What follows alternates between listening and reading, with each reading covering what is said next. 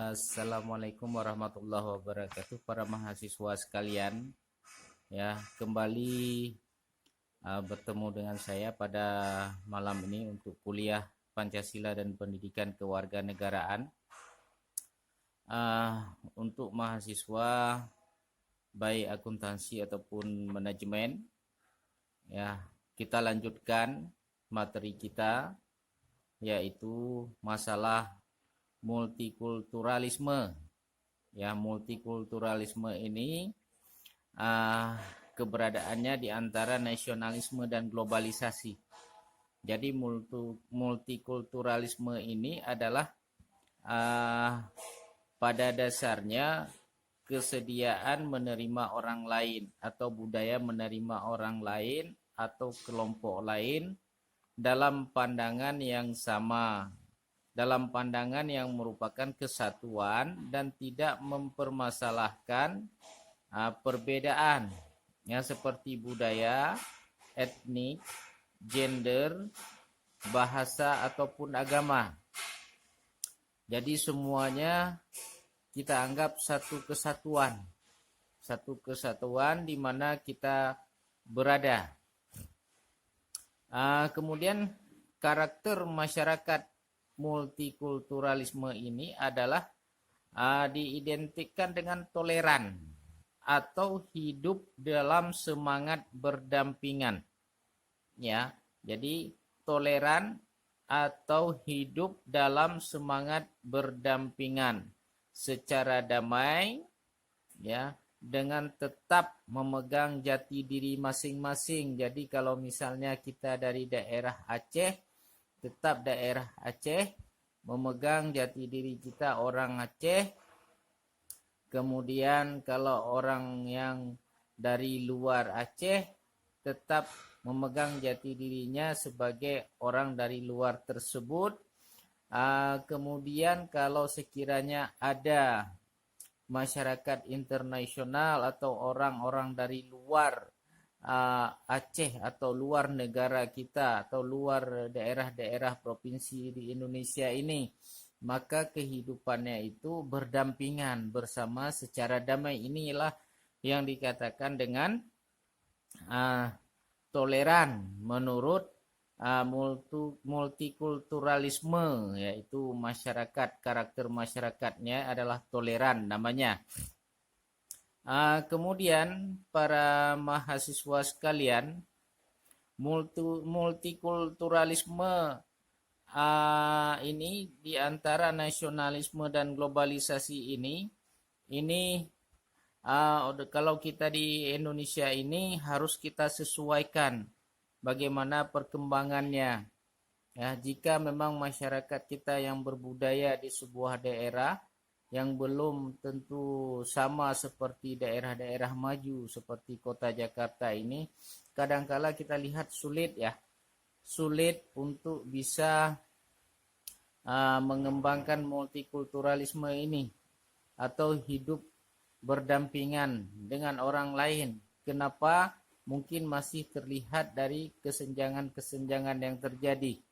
Jadi banyak masyarakat di daerah inilah yang kadangkala belum mampu bagi mereka, sehingga sulit mereka menerima hal-hal baru atau seseorang yang memang berbeda dengan mereka.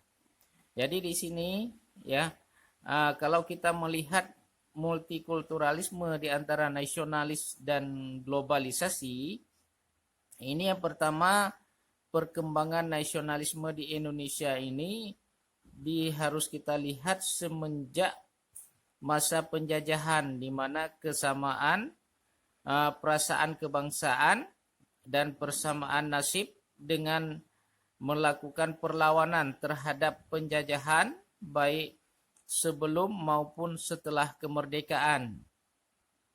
Kemudian nasionalisme Indonesia terjadi karena semangat revolusioner pada masa perjuangan kemerdekaan dan para pemimpin yang besar. Maka kita lihat untuk saat ini sulit orang kita itu untuk berpaling dari apa yang sudah didapatkan semenjak kemerdekaan.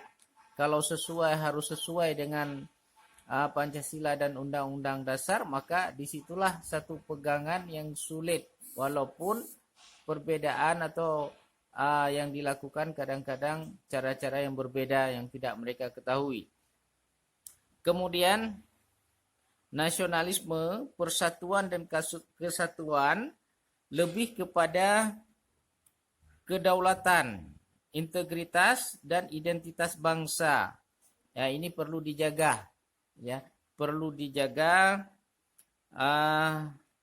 supaya tidak terjadi disabilitas di antara masyarakat yang ada di Indonesia. Kemudian kosmopolitan, lahirnya kota kosmopolitan. Ya, ini adalah tergabungnya Indonesia dalam sistem global.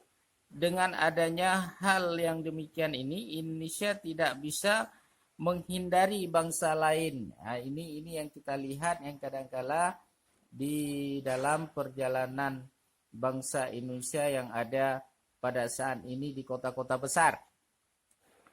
Kemudian para mahasiswa sekalian juga kita lihat masalah hubungan antara Pancasila dan multikulturalisme. Dalam pandangan kebudayaan yang terdapat dalam sila-sila Pancasila dan kata pembukaan Undang-Undang Dasar 1945, ya, pembukaan Undang-Undang Dasar 1945 tentang perdamaian abadi dan keadilan sosial yang berorientasikan kepada praktis, ya, praktis artinya ini kalau kita mau melihat yang sebenarnya bahwa turut sertanya Indonesia di dalam setiap perdamaian abadi, perdamaian dunia. Ya. Kemudian yang kedua, dalam menghadapi globalisasi, keberadaan Pancasila yang terkandung dalam sila-sila Pancasila dapat menjadi pegangan hidup berbangsa, bernegara, berhubungan dengan negara lain.